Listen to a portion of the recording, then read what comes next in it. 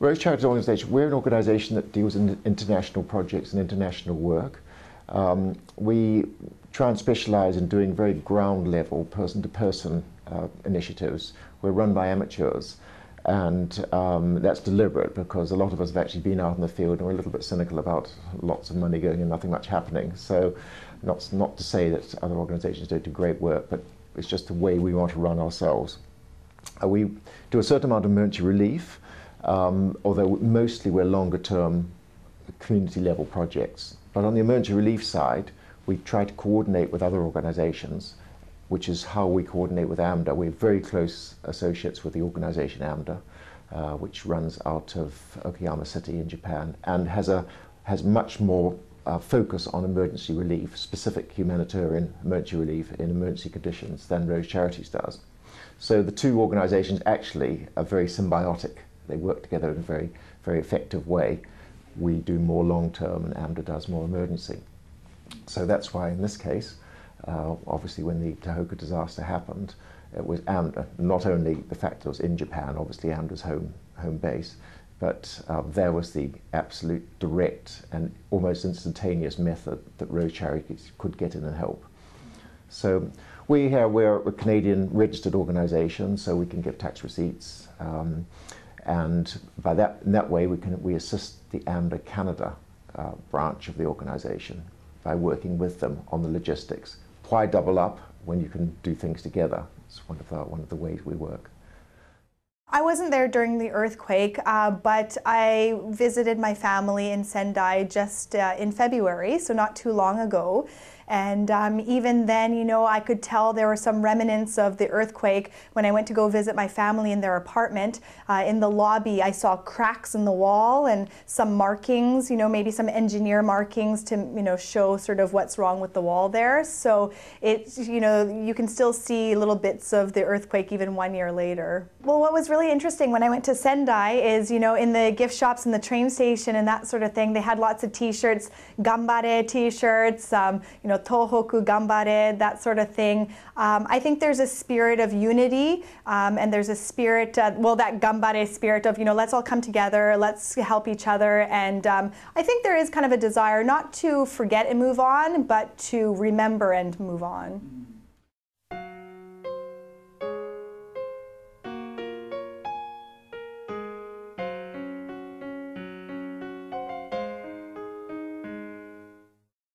There are numerous things, there are very many aspects that need assistance there. There's still a lot of people who, you know, imagine it, you've lost everything. Everything, absolutely everything's gone. So where do you get money? Where do you get funds? How do you send your kids to school? How do you get health delivery? If you're on long-term drugs or treatments, they can't just suddenly stop. There's acute health. So the health centre is hugely needed. Health services, I say health's needed, education needed, counselling is needed still. Community reconstruction is needed, all areas. One of the problems with disasters is that they tend to hit the news and then they go out of the news, but the disaster goes on. So certainly in Rose Charities, one of our main drives is when we do emergency relief, we want to sustain it. For example, I don't want to get off track here, but we sent mission to Sri Lanka, the project in 2004. The project continues to this day. We sent mission to Haiti. The project continues to this day. So we intend to go on supporting Tohoku as long as it's needed and as long as we can, together with AMDA. And I think we should be able to succeed in doing that. We'll certainly keep trying.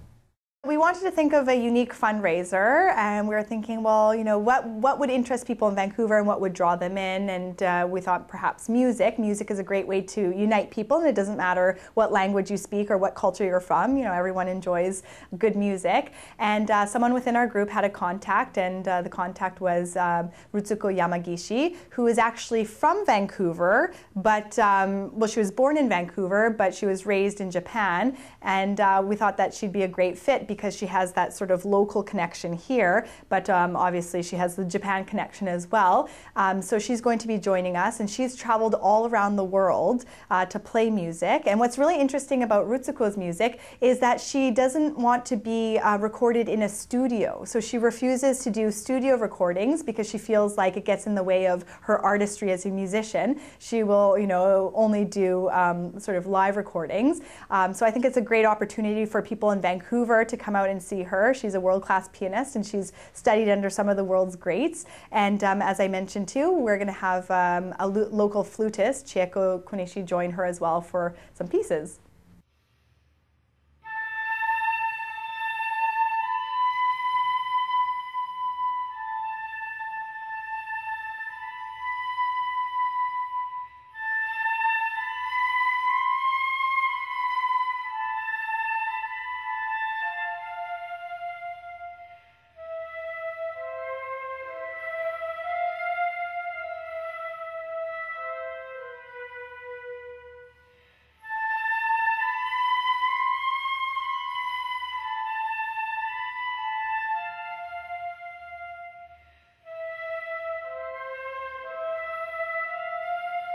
I'm Chieko. I'm like a classical flautist. I'm from Japan, and I live in Vancouver almost for 10 years now. I graduated Osaka University of Art, majoring in flute. After I moved here, I studied English and performed flute.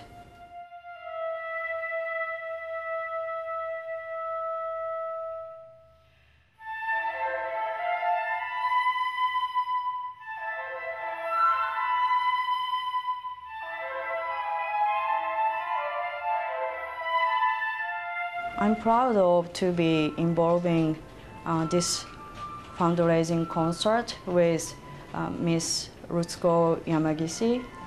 She's a really famous and great pianist in Japan.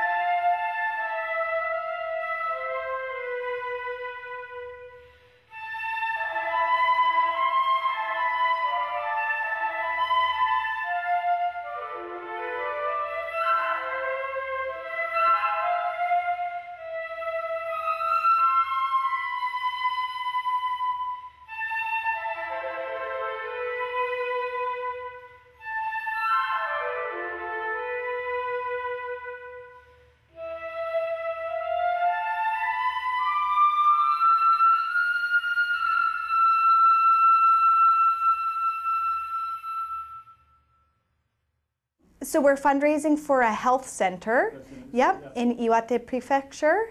And the reason why we chose a health center is because we know that 1 year later, the physical scars have gone away, but it seems like a lot of people are still dealing with the emotional scars.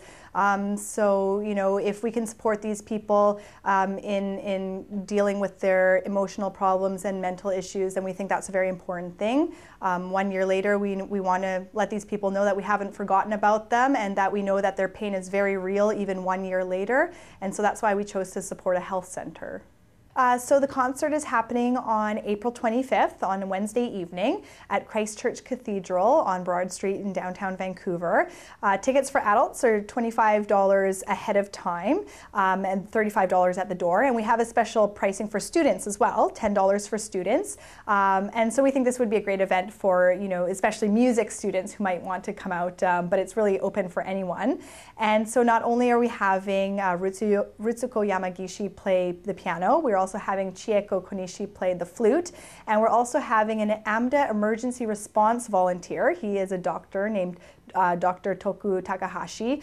He's joining us as well. He was just in the Tohoku region just a couple weeks ago, actually. So he's going to give us an update on what life is like for those people in the Tohoku region 1 year later. Obviously, one's heart goes out to everything that's happened and in the terrible events there. I like to praise AMDA headquarters for getting into relief so quickly and so fast. They're absolutely on the ball with things. And I would also say that who knows where things are going to happen next in the world. Last year was Tohoku. Next year maybe our own coastline. You know, we're all one people in the world, so we will try and help, and I know the people of Tohoku would be helping us if it happened in our part of the world.